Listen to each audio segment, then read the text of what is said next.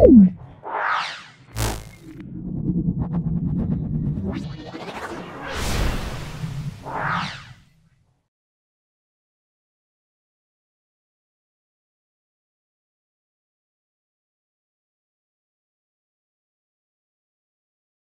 আমরা দ্বিতীয় স্কুল বা অন্য আরেকটি স্কুলের টেস্টের প্রশ্ন নিয়ে সম্পূর্ণ ব্যাখ্যা করছি।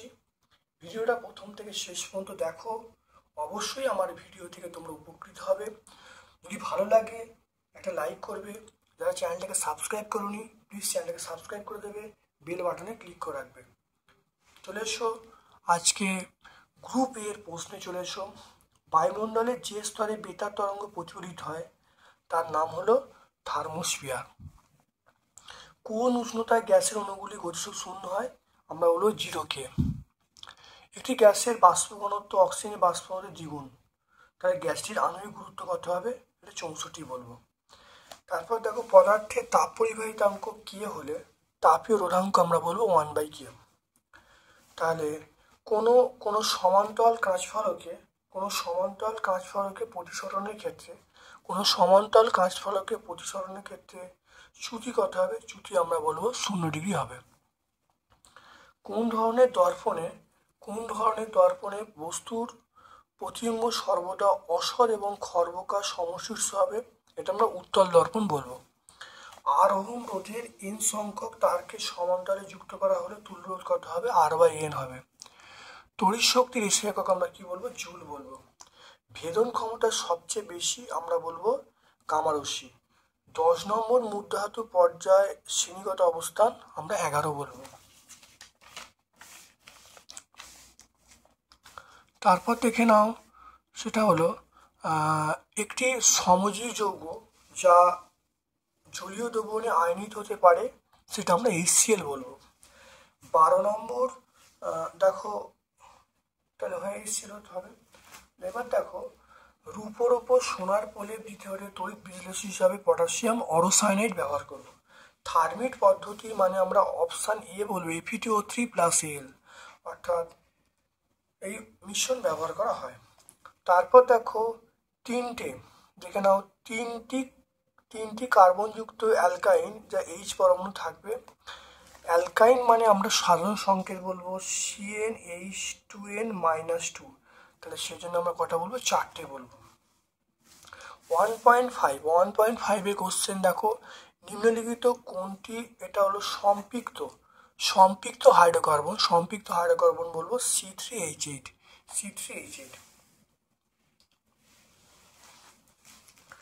তারপর চলে এসো বায়োগ্যাস প্ল্যান্টে যে সকল ব্যাকটেরিয়া বায়োমাসকে মিথেন গ্যাস বিয়োজিত তাদেরকে আমরা বলবো মিথানোজেনিক ব্যাকটেরিয়া। খুব ইম্পর্টেন্ট কোশ্চেন, এটা আগের স্কুলটা হয়েছিল, পরীক্ষা ছিল মিথানোজেনিক ব্যাকটেরিয়া কাকে বলে, তাহলে উত্তরটা হয়ে যাবে। তাহলে বায়োগ্যাস প্ল্যান্টে যে সকল ব্যাকটেরিয়া বায়োমাসকে মিথেন গ্যাসে বিয়োজিত করে, তাকে আমরা কি বলবো? Methanogenic bacteria. বায়ুমণ্ডলে ক্লোরোফ্লোরোকার্বন উৎস কি? আমরা রেফ্রিজারেটর বলবো, ফ্রিজ বলবো, এসি বলবো, এগুলো সব হবে। তারপর দেখে নাও, বায়ুমণ্ডলে ড্যাশ স্তরের মধ্যে জেট প্লেন চলাচল করে আমরা বলবো স্ট্র্যাটোস্ফিয়ারের মধ্য দিয়ে জেট প্লেন চলাচল করে। সিজিএস পদ্ধতিতে গ্যাসের সার্বজনীন গ্যাস ধ্রুবকের মান 8.31 × 10⁷ erg mole inverse kelvin inverse. তাহলে আমরা বলবো 8.31 × 10⁷ erg mole inverse kelvin inverse.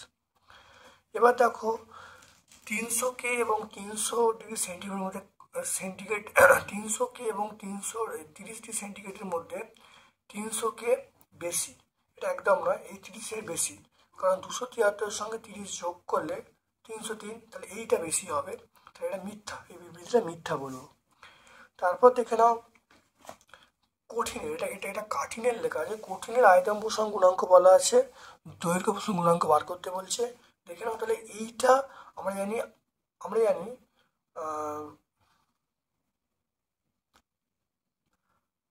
জানি আলফা সমান গামা/3, তাহলে গামা মানে আমরা জানি আয়তন প্রসারণ গুণাঙ্ক কত আছে? 1.8 × 10⁻⁻, এটা 5 দেওয়া আছে, এটা -5, তাহলে এটা আমি 3 দিয়ে ভাগ করলে কত হবে? 3 দিয়ে ভাগ করলে হবে 0.6 × 10⁻⁻5 কেলভিন ইনভার্স।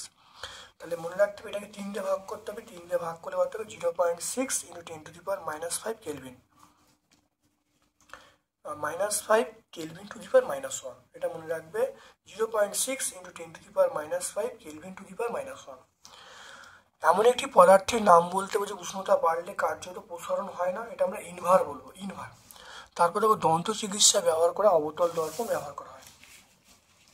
মায়োপিয়া, দেখে না, মায়োপিয়া সমস্যা প্রতিকারের জন্য আমরা অবতল লেন্স ব্যবহার করি। উষ্ণতা বৃদ্ধিতে সিলিকনের রোধের পরিবর্তন হ্রাস পায়, মানে পরিবর্তনটা উষ্ণতা হ্রাস পায়।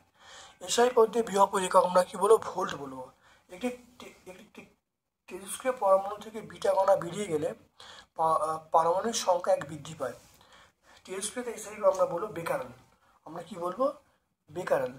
তাই তেজস্ক্রিয়তে এসআই আমরা বলবো বেকারেল। তারপর দেখো 2.11 দেখে নাও, হ্যালোজেন মৌল আমরা বলবো সেটা হলো 17 নম্বর শ্রেণী। মুদ্রা ধাতু আমরা বলবো 11তম শ্রেণী। ক্রায়োলাইট আমরা এই চারেরটা বলবো AlF3, 3NFF। আর নাইট্রোলিয়াম আমরা বলবো CaNCN+C। তারপর দেখো দীর্ঘ পর্যায় সারণীতে মৌলগুলিকে কিসে সাজানো হয়? এটা পরমাণু ক্রমাঙ্কনে সাজানো হয়। সর্বাপেক্ষা তড়িৎ ঋণাত্মক মৌল আমরা কি বলবো? ফ্লুরিন বলবো, ফ্লুরিন। সমযোজী দ্বিবন্ধনযুক্ত একটি অণুর নাম আমরা ইথিলিন বলবো। তারপরে জারণ ঘটে এটা অ্যানোডে, মনে রাখবে তড়িৎ বিশ্লেষণ জারণ ঘটে অ্যানোডে। লাইকার অ্যামোনিয়া, দেখে না, লাইকার অ্যামোনিয়া। দেখে অ্যামোনিয়া সম্পৃক্ত জলীয় দ্রবণকে লাইকার অ্যামোনিয়া বলে। এটা আমরা 115 পেজে পেয়ে যাবো, এটা 115 পেজে পেয়ে যাবো। নেজলার, দেখো নেজলার বিকারকের সঙ্গে অ্যামোনিয়ার বিক্রিয়ায় এটা তামাটে বাদামি বর্ণ বলবো। কালাজ্বরের ওষুধ তৈরিতে যে সেটা হলো ইউরিয়া। কালাজ্বরের ওষুধ তৈরিতে ব্যবহৃত যৌগটার নাম আমরা বলবো ইউরিয়া, CONH2. জিঙ্কের আকরিক আমরা বলবো জিঙ্ক ব্লেন্ড, কি বলবো? Zinc blende, ZNS। তারপর দেখো অ্যাসিডের ইউপ্যাক নাম আমরা বলবো ইথানোয়িক অ্যাসিড, ইথানোয়িক অ্যাসিড। মিথেনের HCH বন্ধন কোণের মান হলো 109°28'। 109°28'।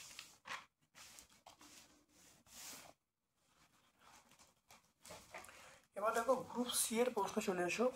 গ্রুপ সি এর প্রশ্ন দেখে নাও, পরিবেশের ওপর বিশ্ব উষ্ণায়নের প্রভাব, এটা পেজ নাম্বার 4-এ পেয়ে যাব, পেজ 4 দেখে নাও। এটা আমরা বলবো মানুষের প্রভাব, উদ্ভিদের প্রভাব, বায়ুমণ্ডলের প্রভাব, ঋতুর প্রভাব, এগুলো আমরা বলবো, ঠিক আছে? এটা বলবো, বা আমরা এখান থেকেও যদি বলি সেটা হবে, এখান থেকেও যদি আমরা বলি এটা বললে হবে। দেখে নাও এখানে যে পয়েন্টগুলো এটা বললে, অর্থাৎ 4 এবং 5 এখান থেকে উত্তরগুলো লেখা যায়। তারপর দেখো CFC কীভাবে ওজোন স্তর ক্ষতি করে, এটা এখানে পাবো। CFC দেখো ওজোন স্তর ক্ষতি, এখানটা লিখে দেবো। 5 নম্বর পয়েন্টটা আমরা পুরো লিখে দেবো, 5 নম্বর পয়েন্টটা পুরো লিখে দেবো। তারপর দেখো 3.2, একটি নির্দিষ্ট করে গ্যাসকে স্থির চাপে 0 সেন্টিগ্রেড থেকে 273 উষ্ণতা বৃদ্ধি করা হলো। চূড়ান্ত আয়তনের সঙ্গে প্রাথমিক আয়তনের সম্পর্ক বার করতে বলছে, দেখে নাও। এখানে প্রাথমিক তাপমাত্রা বলা আছে 273 + 0 মানে 273 K। তারপর দেখো T2 অন্তিম তাপমাত্রা বলা আছে 273 + 273, তাহলে আমরা বলবো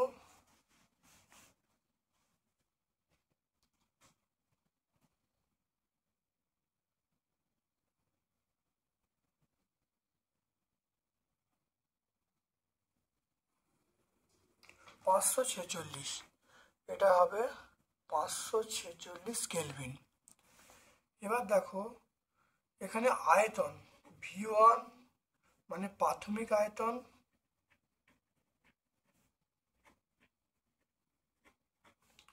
আর V2 মানে অন্তিম আয়তন, অবশ্যই গ্যাসের অন্তিম আয়তন, এগুলো সব কিন্তু গ্যাসের ক্ষেত্রে।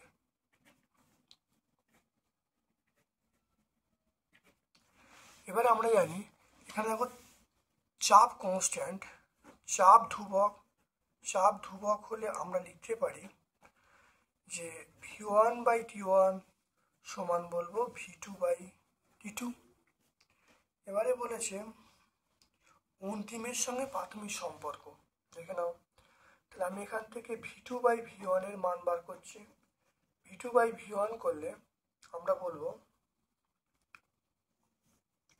T2/T1 বলবো। তাই T2-র মান কত?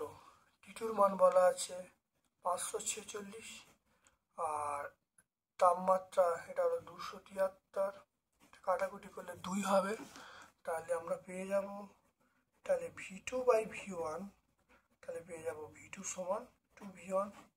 আমরা এটাই উত্তরটা পেয়ে V2 সমান 2V1। এরপর দেখে নাও উত্তর লেন্স অভিসারী লেন্সের মতো আচরণ করবে, এটা পেজ নাম্বার 48-এ পেয়ে যাবো।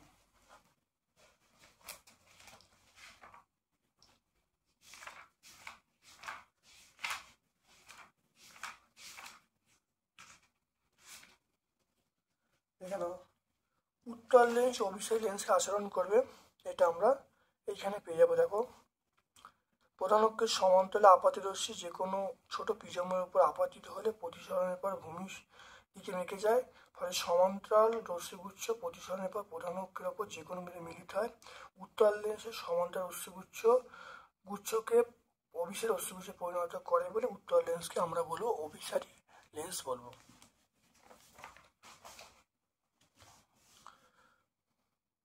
তারপর চলে এসো উত্তর লেন্সের সাহায্যে অসৎ সমশীর্ষ বিবর্ধিত প্রতিবিম্ব গঠন। খুব ইম্পর্টেন্ট প্রশ্ন, 5-এর 50 পেজে দেখো আমরা পেয়ে যাব।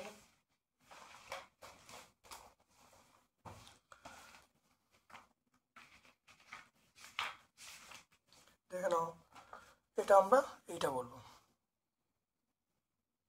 এইটা পুরো বলবো, ছবিটা আঁকবো, ছবিটা আঁকে বলবো প্রতিবিম্বটা অসৎ হবে, সোজা হবে এবং আর কি বলবো সমশীর্ষ হবে এবং বিবর্ধিত হবে। খুব ভালো এটা এঁকে দেবো, এঁকে এটা বলে দেবো। খুব ইম্পর্টেন্ট প্রশ্ন, এটা কিন্তু পরীক্ষা আসার মতো প্রশ্ন ফাইনাল পরীক্ষার জন্য। অ্যাম্পিয়ারের সূত্র, এটা আমরা পেজ নাম্বার 76-এ পেয়ে যাব। তারপর দেখে নাও 2 ওহম, 3 ওহম, 6 ওহম ও অ্যাম্পিয়ারের সূত্র আমরা পেজ নাম্বার 76-এ পেয়ে যাব, 76। দেখে নাও তড়িৎবাহী তার বরাবর এক ব্যক্তি চুম্বক শলাকার দিকে তড়িৎ প্রবাহের অভিমুখে সাঁতার কাটছে, ব্যক্তিটির বাম হাতটি যেদিকে থাকবে চুম্বক শলাকার উত্তর মেরু সেদিকে বিক্ষিপ্ত হবে। তারপর দেখানো 2 ওহম, 3 ওহম, 6 ওহম রোধগুলিকে শ্রেণী সমবায় সমান্তরাল সমবায় যুক্ত করলে প্রাপ্ত তুল্য রোধের অনুপাত নির্ণয় করতে বলছে। অথবা প্রশ্ন, তাহলে শ্রেণীতে তাহলে 2 + 3 + 6 এটা যোগ করলে কত হবে 11, তাহলে 11 ওহম হবে।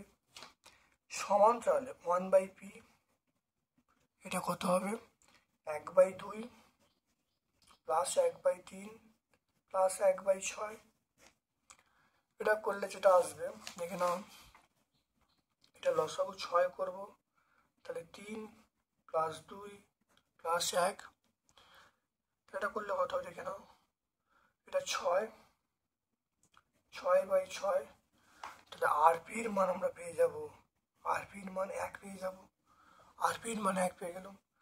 এবারে বলা আছে আরএস, এটা 1 ওহম, RS/RP, RS এর মান আমরা পেয়েছি, এটা হলো 11, তাহলে 11/1, 11/1 মানে আমরা বলবো RS/RP সমান আমরা বলবো 11:1, তাহলে এটাই অ্যান্সার।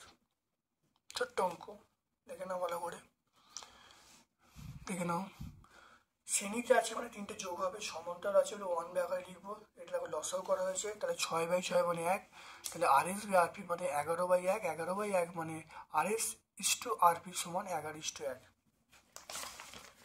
দেখে নাও এই উত্তরটা আমরা পাবো সহায়িকায় 336 পেজে, সহায়িকায় 336 পেজে পাবো শুধুমাত্র এবি। দেখো ABC আকারে, তাহলে এর জায়গায় তুমি এক্স ভাববে, বি এর জায়গায় ওয়াই ভাববে, সি এর জায়গায় জেড ভাববে, একই উত্তর কিন্তু আছে, খুব ভালো করে দেখে নেবে। তাহলে এটা পেয়ে যাব 336 পেজে আমরা পেয়ে যাব। তারপর দেখো লুইস ডট আঁকতে বলি, লুইস ডট দেখে নাও।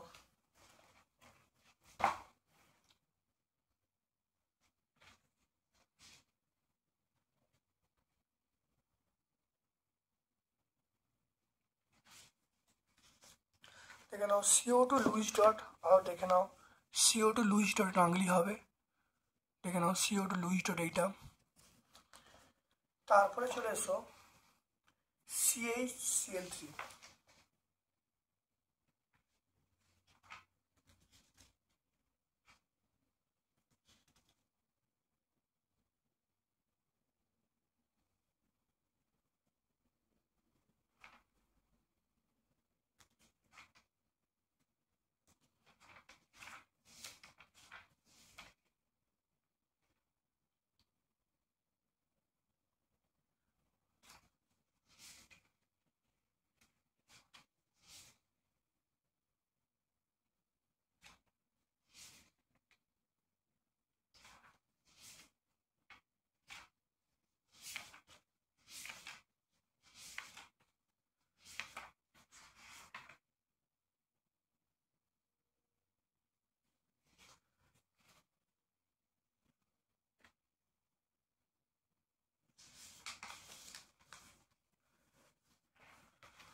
দেখে নাও আয়নের পরেরটা দেখো, আয়নীয় যৌগগুলি কঠিন হয় কেন। দেখো আয়নীয় যৌগগুলি কঠিন হয় কেন,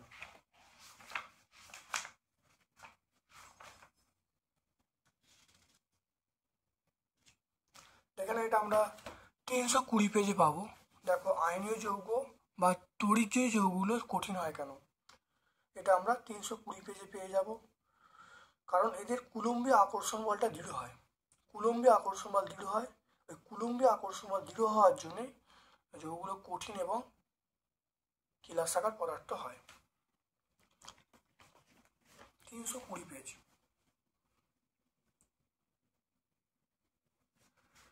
দেখো NH3 গ্যাস প্রস্তুতির শর্ত এবং সমীকরণ লিখতে বলছে। NH3 দেখো NH3 গ্যাস প্রস্তুতি, দেখো শর্ত দেখে নাও। অ্যামোনিয়াম ক্লোরাইড বা অ্যামোনিয়াম সালফেটকে চুন বা কলি চুনে কস্টিক সোডা উৎপন্ন করলে অ্যামোনিয়া উৎপন্ন হবে। তাহলে এই বিক্রিয়াটা বলে দেবো। এই বিক্রিয়াটা page number 118, page number 118। H2S একটি বিজারণ ধর্ম উদাহরণ দিতে বলছি। H2S এখানে H2S এর বিজারণ ধর্ম দেখে নাও। অ্যাসিডযুক্ত পটাশিয়াম ডাইক্রোমেট কমলা বর্ণ, অ্যাসিডযুক্ত পটাশিয়াম ডাইক্রোমেটে কমলা বর্ণের দ্রবণের মধ্যে H2S চালনা করলে এটি ডাইক্রোমেটে বিজারিত সবুজ বর্ণের ক্রমিক লবণ উৎপন্ন হয়। এই বিক্রিয়া লিখে দেবে। এটা পেজ নাম্বার 123-এ পাবো। তারপর দেখো ধাতু সংকর কাকে বলে, পিতলের মধ্যে উপাদানগুলি কি কি।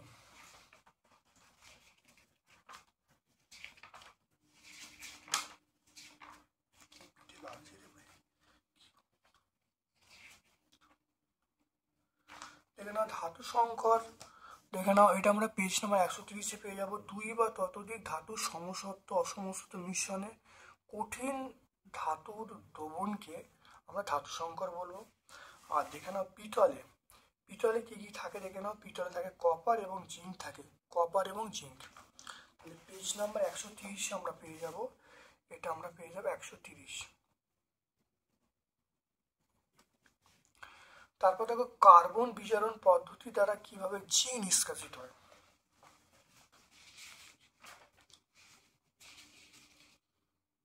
দেখে নাও আমরা এটা 133 পেজে পাবো। দেখো কার্বন বিজারণ পদ্ধতি দ্বারা জিঙ্ক নিষ্কাশন হচ্ছে, অর্থাৎ জিঙ্ক অক্সাইডের সঙ্গে কোক চূর্ণকে মিশিয়ে 1400 ডিগ্রি সেন্টিগ্রেড তাপমাত্রায় উত্তপ্ত করলে দেখো জিঙ্ক পাওয়া যাচ্ছে। এটা আমরা কত বলবো, 133 পেজে বলবো।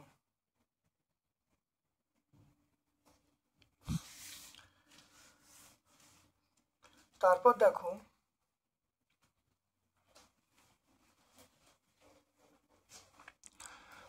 দেখে নাও একই আণবিক সংকেত C3H8O দুটি জৈব যৌগের সংকেত লিখতে বলেছি। দেখে নাও একটা, এটা আমরা 138 পেজে পাবো। একটা হলো CH3CH2CH2H, তাকে বলা প্রোপান 1 অল, এটি একটা। আর একটা হলো CH3CH3CH3OH, এটা হলো প্রোপান 2 অল। তাহলে প্রোপান 1 অল এবং প্রোপান 2 অল, এটা আমরা ভট্টাচার্য বালার্সের টেক্সট বই আছে, তার 138 পেজে আমরা পাবো। এটা পাবো 138 পেজে।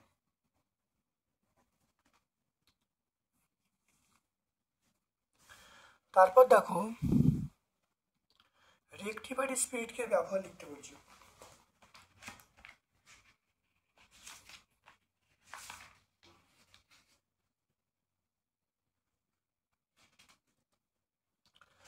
দেখে নাও 95.6% ইথানল এবং 4.4% জলের মিশ্রণকে আমরা রেকটিফাইড স্পিরিট বলবো। রেকটিফাইড স্পিরিট পানীয় রূপে ব্যবহার করা অযোগ্য। এটা মনে রাখবে, এটা কোথায় ব্যবহার করা হয়, এটা বার্নিশের কাজে ব্যবহার করা হয়, বিভিন্ন শিল্পে দ্রাবক হিসেবে ব্যবহার করা হয়।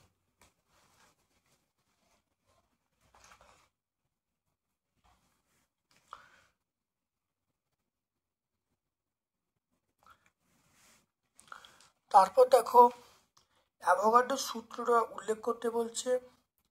অ্যাভোগাড্রোর সূত্র দেখে নাও, একই চাপ উষ্ণতায় সমায়তন সকল গ্যাসের সমান সংখ্যক অনুবর্তমান, এটাই অ্যাভোগাড্রোর সূত্র, মনে রাখবে। দেখে নাও হ্রদের তলদেশ থেকে একটি বায়ু বুদবুদ জলের ওপরে উঠছে। হ্রদের তলদেশ থেকে একটি বায়ু বুদবুদ জলের ওপরে ওঠার সাথে সাথে আয়তন বৃদ্ধি পাচ্ছে কেন? দেখে নাও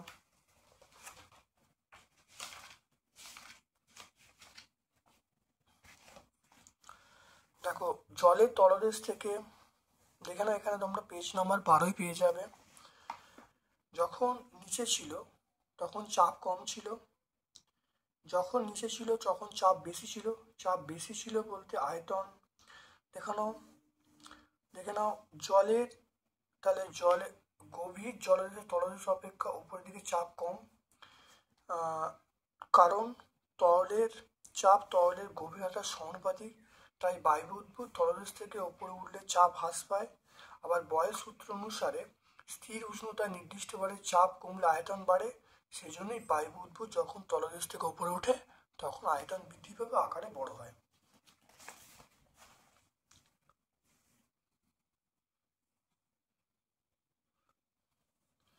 তারপর দেখে নাও 4.2 দেখে নাও 36 গ্রাম ম্যাগনেসিয়ামের সাথে অতিরিক্ত HCl এর বিক্রিয়ায় কত গ্রাম ম্যাগনেসিয়াম ক্লোরাইড বা হাইড্রোজেন পাওয়া যাবে?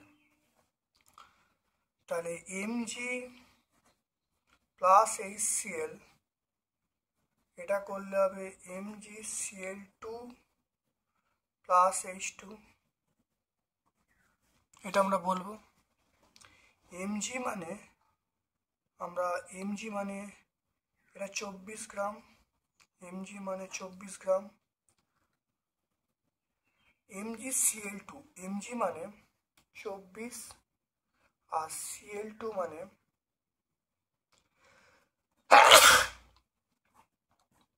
এত গ্রাম।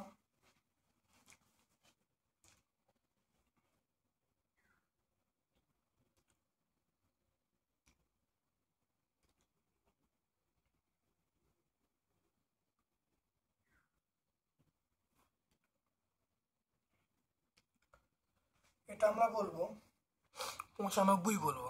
কত? 95 গ্রাম বলবো, 95 গ্রাম। তাহলে এখানে ও কি বলছে, কত গ্রাম এমজি, কত গ্রাম ম্যাগনেসিয়াম ক্লোরাইড উৎপন্ন হবে, কত গ্রাম হাইড্রোজেন উৎপন্ন হবে দেখে নাও।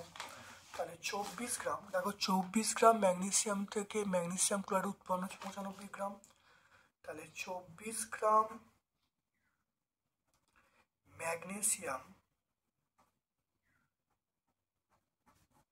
থেকে MgCl2 উৎপন্ন হয়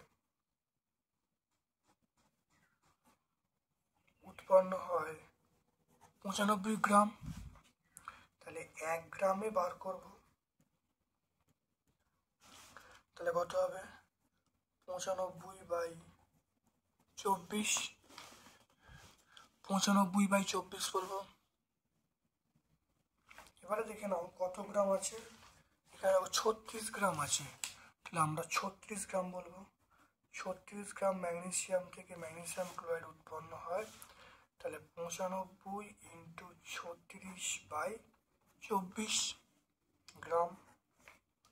এটা কাটলে 3, এটা কাটলে 2,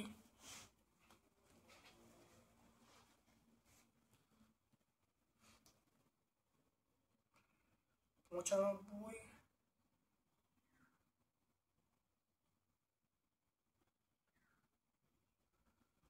তাহলে 100, এটা করলে যেটা আসবে 142.5 গ্রাম। তাহলে 142.5 গ্রাম অ্যান্সার হয়ে গেল।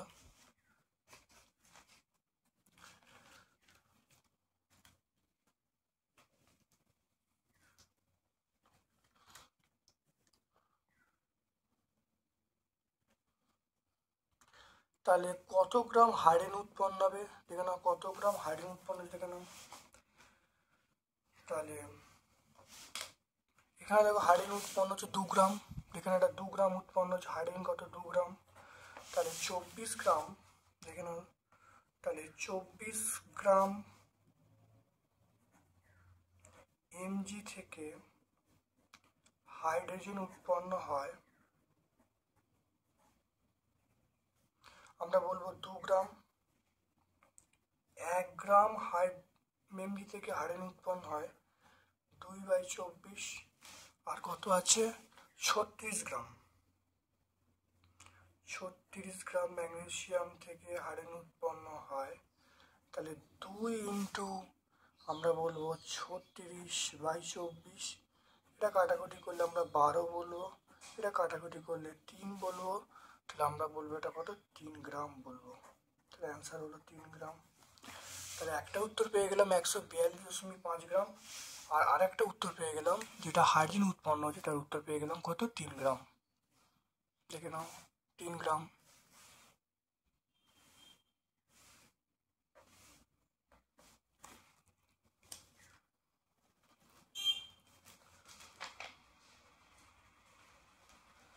তারপর দেখে নাও লোহিত তপ্ত লোহার ওপর দিয়ে স্টিম পাঠালে এসটিপিতে 11.2 লিটার হাইড্রোজেন পেতে কত পরিমাণ আয়রনের প্রয়োজন দেখে নাও।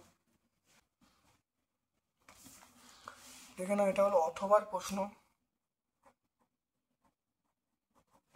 অথবার প্রশ্ন দেখে নাও। লোহিত তপ্ত লোহা Fe প্লাস H2O, এটা করলে হবে Fe3O4 প্লাস H2, এটা 4 দেবো, এখানে 4, এখানে 3 দেবো।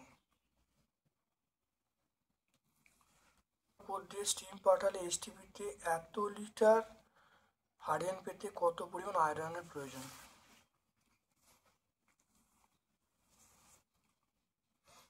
তাহলে আয়রন, তাহলে আমরা বলবো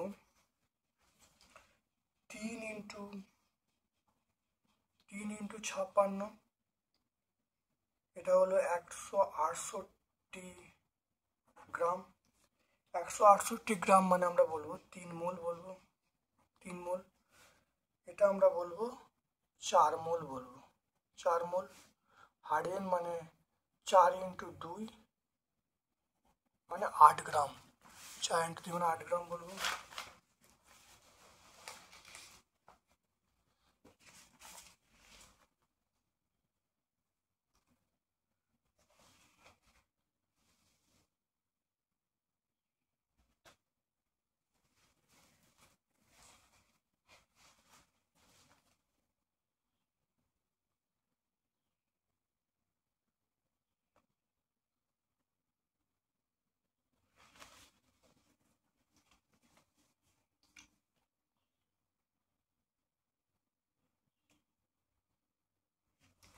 দেখে নাও, এখানে দেখো, দেখে নাও 4 মোল মানে 1 মোল মানে আমরা বলবো, তাহলে 4 মোল মানে এটা হলো, তাহলে আমরা বলবো এরকম ভাবে বলবো, তাহলে 1 মোলের আয়তন হলো 22.4, তাহলে 4 ইন্টু 22.4 লিটার, এটা বলবো। তাহলে দেখে নাও, তাহলে আমরা বলবো 4 ইন্টু 22.4 লিটার, এইটা 4 ইন্টু 22.4 লিটার, এটা আমরা বলবো 4 ইন্টু 22.4 লিটার H2 উৎপন্ন হয় কত, 168 গ্রাম এফি থেকে। দেখে নাও এটা 168 গ্রাম, তাহলে 168 গ্রাম এফি থেকে, তাহলে 1 লিটার H2 উৎপন্ন হয়, তাহলে 168/4 ইন্টু 22.4। আর এবার এখানে দেখে নাও কত বলা আছে, এখানে বলা আছে কত, এখানে বলা আছে 11.2, দেখুন 11.2 লিটার, তাহলে 11.2 লিটার এটা উৎপন্ন হচ্ছে কত, তাহলে 168 ইন্টু 11.2/4 ইন্টু 22.4, তাহলে আমরা এখানে কত বলবো, 168 ইন্টু 11.2 বাই আমরা বলবো 4 ইন্টু 22.4, কাটাকাটি করলে 2 পেয়ে যাবো, এটা 4 দিয়ে কাটলে 4 4 2, 4 দিয়ে কাটলে আমরা 21 বলবো, তাহলে অ্যান্সার হলো 21 গ্রাম, আমরা কত বলবো 21 গ্রাম এফি, তাহলে অ্যান্সার হলো 21 গ্রাম এফি। দেখে নাও 4 ইন্টু 22.4 লিটার H2 উৎপন্ন 168 গ্রাম এফি থেকে, একে কত 22.4 কত, এরকম কাটাকুটি করছি, কাটাকুটি করলে উত্তর পেয়ে গেলাম কত, 21 গ্রাম এফি। এবার দেখো কঠিনের মধ্য দিয়ে, পরের প্রশ্ন চলে এসো, কঠিনের মধ্য দিয়ে তাপ পরিবহন কোন কোন বিষয়ের উপর নির্ভর করে, দেখে নাও।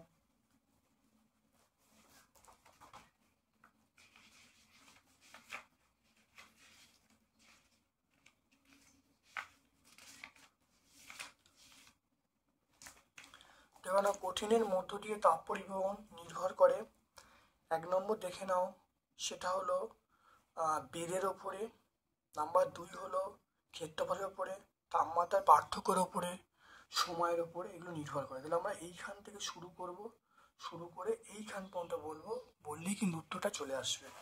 তাহলে এটা পেজ নাম্বার আমরা বলবো 33-এ আছে। তারপর দেখো আপাত প্রসারণ প্রকৃত প্রসারণ কাকে বলে, এদের মধ্যে কোনটা মৌলিক, তাহলে আপাত প্রসারণ দেখে নাও,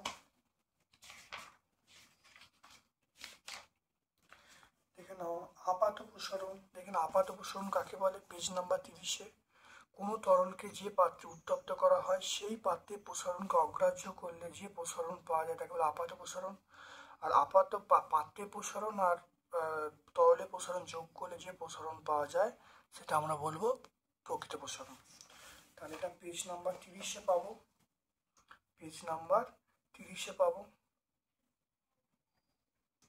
আর এদের মধ্যে মৌলিক হলো প্রকৃত প্রসারণ মৌলিক, তাহলে মৌলিক কোনটা, মৌলিক হলো প্রকৃত প্রসারণ মৌলিক।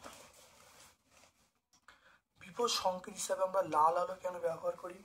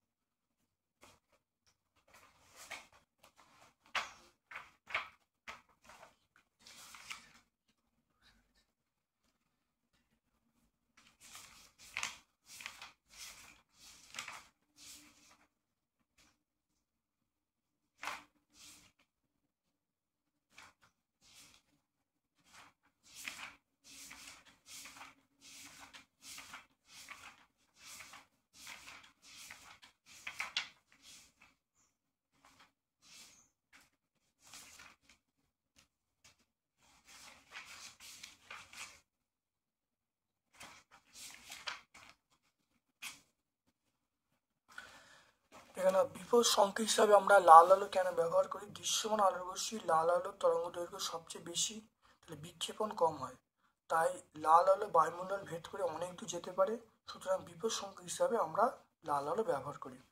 এটা আমরা ছায়া সহিঠায় পাবো 182 পেজ। এটা 182 পেজ ছায়া সহিঠায় পাবো।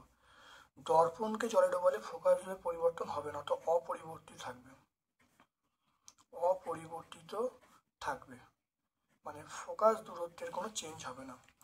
তারপর দেখো প্রমাণ করে এটা দর্পণের অবতল দর্পণের ক্ষেত্রে আমাকে বলেছে ফোকাস দূরত্ব এবং অবতল দর্পণের ক্ষেত্রে বলেছে যে বক্রতা ব্যাসার্ধ ফোকাস দূরত্বের মধ্যে সম্পর্ক প্রতিষ্ঠা করতে।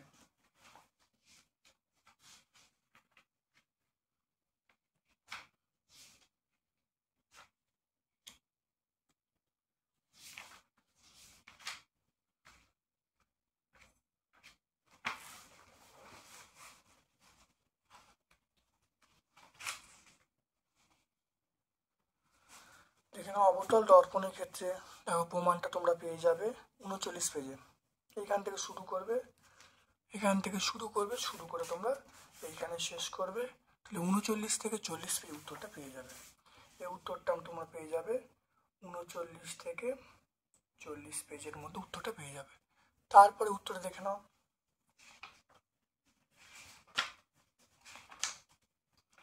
তারপরে দেখো তোমরা পেয়ে যাবে, দেখে নাও, প্রিজমের ক্ষেত্রে পেয়ে যাবে, এটা পেজ নাম্বার 45-এ পেয়ে যাবো, পেজ নাম্বার 45 পেয়ে যাবো। দেখো এটা পেয়ে যাবো পেজ নাম্বার 45-এ।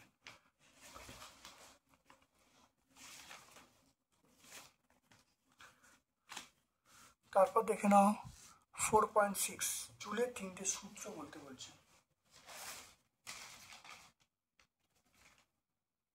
জুলের 3টে সূত্র তোমরা 71 পেজে পেয়ে যাবে। দেখে নাও, জুলের 3টি সূত্র তোমরা 71 পেজে পরপর 3টে লিখে দেবে, পরীক্ষা ফুল মার্কস পেয়ে যাবে। অথবা প্রশ্ন আছে ওহমের সূত্র লিখতে বলছে। দেখে নাও,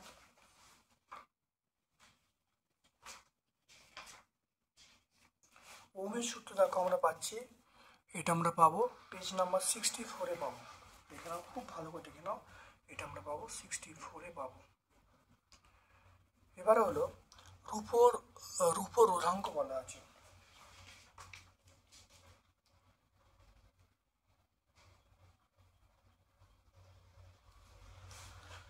দেখো এই প্রশ্নের উত্তরটা তোমরা একই পাবে। এখানে দেখো তামা দিয়ে করা আছে, এখানেও তামা দিয়ে করা আছে। তোমরা এই উত্তরটা একই বলবে, শুধু রূপোর জায়গায় তোমরা কি বলবে, তামার জায়গায় রূপো বলবে। ঠিক আছে, এই উত্তরটা তোমরা লিখে দেবে। দেখে নাও, পেজ নাম্বার 66।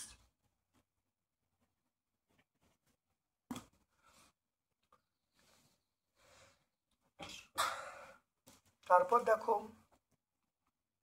4.7 220 ভোল্ট 100 ওয়াট মাটির রোধ এবং ওর মধ্যে প্রবাহমাত্রা নির্ণয় করতে বলছে। দেখে নাও 4.7 সমান V square by P. V square মানে 220 তার স্কোয়ার, পি মানে 100, তাহলে আর সমান আমরা বলবো 220 ইন্টু 220 বাই 100। এটা কাটাকুটি করলে আর এর মান পেয়ে যাব কত? আর এর মান পেয়ে যাব 484 ওহম। তাহলে রোধ কত দেব? রোধ পেয়ে গেলুম আমরা 484 ওহম, এটা রোধ পেয়ে গেলুম। এবার বলা আছে প্রবাহ মাত্রা। প্রবাহ মাত্রা আমি কি করে বার করব? আমরা জানি পি সমান ভিআই, পি সমান ভিআই। পি এর মান এখানে বলা আছে, পি এর মান দেখো 100। দেখে নাও, পি এর মান 100, ভি এর মান দেখো 220, তাহলে 220, তাহলে আই এর মান দেখো বার করছি, তাহলে আই সমান আমরা বলবো 100 বাই 220 কেটে গেল, তাহলে এটা বলবো 5/11, তাহলে 5/11 অ্যাম্পিয়ার। তাহলে অতএব প্রবাহ মাত্রা কত হবে? প্রবাহ মাত্রা হবে 5/11 অ্যাম্পিয়ার, এ মানে অ্যাম্পিয়ার। তারপর দেখো পরিবাহী রোধ কোন কোন বিষয়ের উপর নির্ভর করে। এখানে পরিবাহী রোধ নির্ভর করে, 1 নম্বর দেখো পয়েন্ট দেখো এখানে লেখা আছে পরিবাহী রোধ নির্ভর করে। 1 নম্বর দেখো পরিবাহী প্রস্থচ্ছেদ অপরিবাহী থাকলে পরিবাহী রোধ দৈর্ঘ্যের সঙ্গে সমানুপাতিক। নাম্বার 2 হলো দৈর্ঘ্য অপরিবাহী থাকলে পরিবাহীর রোধ প্রস্থচ্ছেদের সঙ্গে ব্যস্তানুপাতিক। এই দুটো পয়েন্ট আমরা বলে দেবো, পেজ নাম্বার 66-এ পাবো, পেজ নাম্বার 66।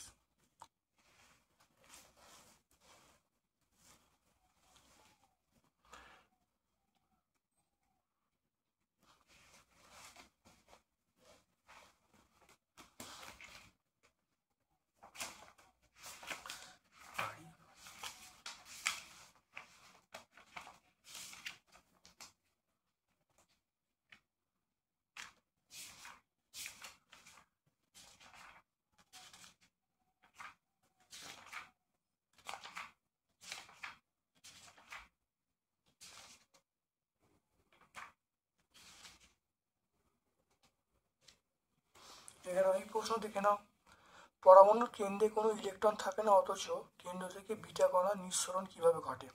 কণা নিঃসরণের ঘটনা তেজস্ক্রিয় পরমাণু নিউক্লিয়াসে নিউট্রন বিভাজিত হয়ে প্রোটনে বা ইলেকট্রন, এবং তাহলে বিটা কণা নিঃসরণের ঘটনায় তেজস্ক্রিয় পরমাণু নিউক্লিয়াসে নিউট্রন বিভাজিত হয়ে প্রোটন এবং একটি ইলেকট্রন একটি আধানহীন ভরহীন নিউট্রনে উৎপন্ন হয় এবং নিউক্লিয়াস থেকে বেরিয়ে আসে। ইলেকট্রনটি তীব্র বেগে নিউক্লিয়াস থেকে বিটা কণা এসে বেরিয়ে আসে। তাহলে এইভাবে নিউক্লিয়াসে ইলেকট্রন না থাকা সত্ত্বেও তেজস্ক্রিয় মৌলের পরমাণু থেকে বিটা কণা নির্গত হয়। এটা আমরা সহায়িকায় 256 পেজে পাবো। সহায়িকায় কত পাবো? 256 পেজে এটা আমরা পাবো, 62 পেজে। একটি তেজস্ক্রিয় মৌলের নাম আমরা বলবো ইউরেনিয়াম। তাহলে একটি তেজস্ক্রিয় মৌলের নাম হলো ইউরেনিয়াম, এটা 235 বলবো, 92 বলবো। তাহলে একটি তেজস্ক্রিয় মৌলের নাম আমরা বলবো ইউরেনিয়াম। তারপর দেখো মৌলের আয়নন শক্তি বলতে কি বোঝো? মৌলের আয়নন শক্তি,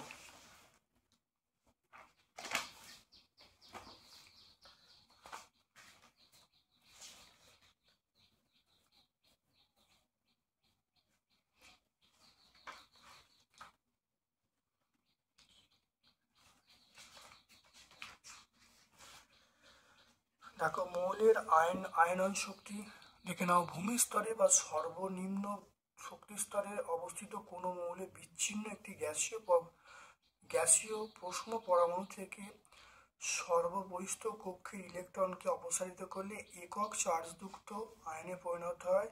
এই পরিণত হতে ন্যূনতম শক্তির প্রয়োজন হয়, তাকে আমরা বলবো আয়নাইজেশন শক্তি।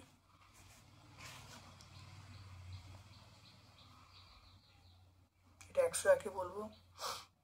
তারপর দেখে নাও LiNA এর সহায়তা বলছে,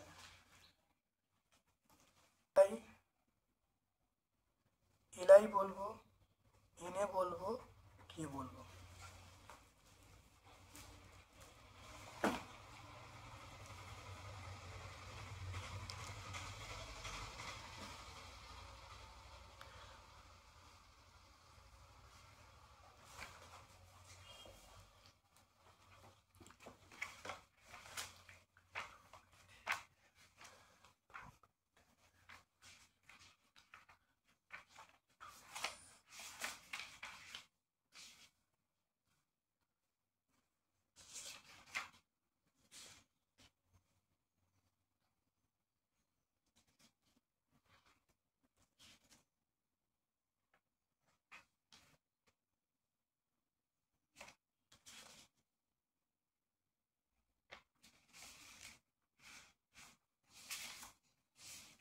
দেখে নাও 4.10-এ চলে এসো, অ্যানোড মাঠ কাকে বলে?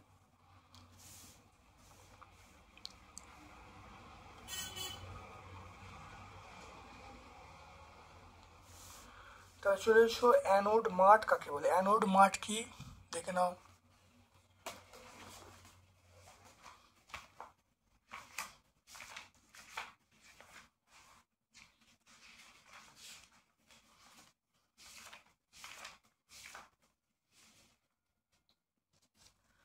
যেখানে অ্যানোডে অর্থাৎ কপারের তড়িৎ বিশ্লেষণে, অর্থাৎ অ্যানোডে যে অশুদ্ধিগুলি এইউ, এজি, পিটি অ্যানোডে কাদার মতো অবস্থান করে একটি আমরা বলবো অ্যানোড মাঠ বলবো, অ্যানোড মাঠ। এটা পেজ নাম্বার 116 বলবো। তাহলে জলীয় দ্রবণে কোনগুলি তড়িৎ বিশ্লেষ্য, কোনগুলি তড়িৎ অবিশ্লেষ্য দেখে নাও। চিনি, তাহলে এখানে দেখো চিনি, কেরোসিন,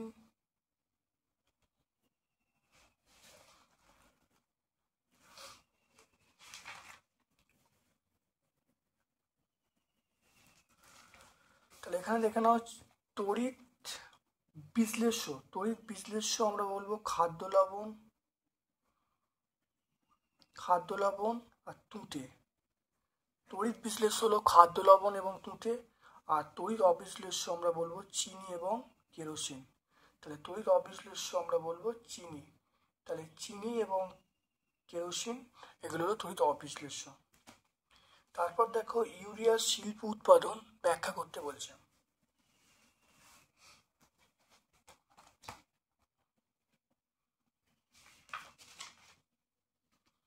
দেখে নাও ইউরিয়ার শিল্প উৎপাদন, দেখে নাও ইউরিয়ার শিল্প উৎপাদন আমরা কত পেয়ে যাবো, টেক্সট বই 121 পেয়ে যাবো। টেক্সট বই 121 দেখো ইউরিয়ার শিল্প উৎপাদন আমরা পেয়ে যাবো। কিভাবে ইউরিয়া তৈরি হয় দেখে নাও ভালো করে। এটা টেক্সট বই 121 আমরা পেয়ে যাব। তারপর দেখো অ্যামোনিয়া গ্যাসকে শুষ্ক করতে H2SO ব্যবহার করা হয় না কেন, আর H2S এর সমীকরণ লিখতে বলছে। অ্যামোনিয়াকে শুষ্ক করতে আমরা H2SO ব্যবহার করি না, কারণ H2SO দেখো বিক্রিয়া করে যায়, বিক্রিয়া করে কি উৎপন্ন হবে, অ্যামোনিয়াম সালফেট উৎপন্ন হবে।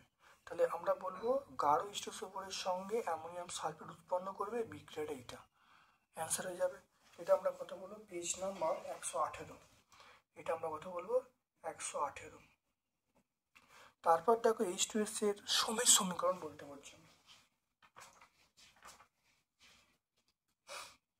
H2S এর সমীকরণ দেখে নাও, এটা হলো সমীকরণ। তাহলে FeS প্লাস H2SO4 সমান FeSO4 প্লাস H2S, এটা আমরা 122 পেজে পাবো, 122 পেজে। তারপর দেখো উদাহরণ সহ কার্যকারী মূলক গঠিত সমবায়তার সংজ্ঞা দিতে বলছে। সৃষ্ট সমবায়তাকে কার্যকারী গ্রুপ গঠিত বা ফাংশনাল গ্রুপ সমবায়তা বলা হয়। উদাহরণ দেখো আমরা বলবো C2H6O, এটা যখন এরকমভাবে লিখবো CH2 CH3 CH2OH, এটা ইথাইল অ্যালকোহল, আর CH3O CH3 এটা ডাইমিথাইল ইথার। তাহলে আমরা এইখান থেকে এই পর্যন্ত পুরো বলে দেবো আমরা। তাহলে দেখে নাও, তাহলে একই আণবিক সংকেত বিশিষ্ট যৌগে আলাদা কার্যকারী গ্রুপ থাকার ফলে সৃষ্ট সমবায়তাকে আমরা বলবো কার্যকারী গ্রুপ সমবায়তা বা ফাংশনাল গ্রুপ সমবায়তা। যেমন C2H6O, এটাকে আমরা লিখব CH2 CH3 CH2OH, এটাকে আমরা বলবো ইথাইল অ্যালকোহল, আর CH3O CH3 এটাকে বলবো ডাইমিথাইল ইথার। পেজ নাম্বার আমরা পাবো 140 পাবো, এটা আমরা পাবো 140। সিএনজি,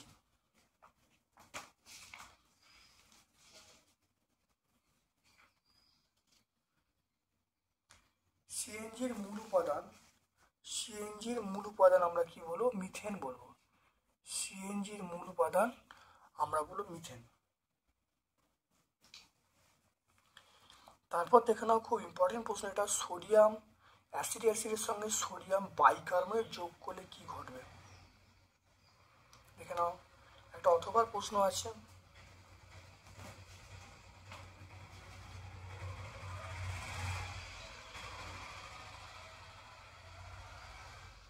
দেখে নাও খুব ভালো করে দেখে নাও, খুব ইম্পর্টেন্ট বিক্রিয়া। অ্যাসিডের সঙ্গে সোডিয়াম বাইকার্বনেট যোগ করলে কি ঘটবে, সমীকরণ দিতে বলছে। দেখে নাও অ্যাসিড অ্যাসিডের সঙ্গে, দেখে নাও অ্যাসিডিক অ্যাসিডের সঙ্গে সোডিয়াম বাইকার্বনেট বিক্রিয়া করলে যেটা উৎপন্ন হবে দেখো CH2COONA plus CO2 plus H2O। অর্থাৎ কী কী উৎপন্ন হবে? উৎপন্ন যেটা হবে সেটা হলো, দেখো এটা হবে তাহলে সোডিয়াম অ্যাসিডেট উৎপন্ন হবে এবং জল কার্বন ডাইঅক্সাইড উৎপন্ন হবে। সোডিয়াম অ্যাসিডেট জল এবং কার্বন ডাইঅক্সাইড উৎপন্ন হবে। এটা আমরা পাবো 147 পেজে। এটা পেজ নাম্বার 147 আমরা পেয়ে যাব। তারপর দেখো অ্যাসিলিন থেকে ইথিলিন কীভাবে তৈরি করবে। অ্যাসিলিন থেকে ইথিলিন দেখে নাও, অ্যাসিলিন থেকে ইথিলিন ভালো করে দেখে নাও। দেখো অ্যাসিলিন তার সঙ্গে হাইড্রোজেন বিক্রিয়া করছে, সেটা হলো এনআই অনুঘটের উপস্থিতিতে 200 ডিগ্রি সেন্টিগ্রেড তাপমাত্রায় পিটি বা র্যানি অনুঘটের উপস্থিতিতে অ্যাসিলিনের সঙ্গে হাইড্রোজেন বিক্রিয়া করলে ইথিলিন উৎপন্ন হবে। দেখে নাও, এটা হলো পেজ নাম্বার 145। তাহলে এটা হলো 145। তাহলে আজকে আমরা তাহলে এই স্কুলটা সম্পূর্ণ সলভ করলাম। ভিডিওটা কেমন লাগলো? যদি ভালো লাগে একটা লাইক করবে, যারা চ্যানেলটাকে এখনও সাবস্ক্রাইব করবে প্লিজ চ্যানেলটাকে সাবস্ক্রাইব করে দেবে, বেল বাটনে ক্লিক করে দেবে। আমি নিত্য নতুন ক্লাস 10-এর ভৌত বিজ্ঞানের বিভিন্ন প্রশ্ন তার উত্তর নিয়ে ডিসকাস করব। অর্থাৎ 90 নাম্বার সেট কিন্তু আমি একদম তুলে ধরবো। প্রত্যেক ক্লাস 10-এর ছাত্রছাত্রী বলছি তোমরা ভালো করে ভিডিও দেখো, আমার এই চ্যানেল থেকে তোমরা দারুণভাবে উপকৃত হবে। আমার পক্ষ থেকে সকলকে ধন্যবাদ এবং শুভকামনা জানাচ্ছি। Thank you.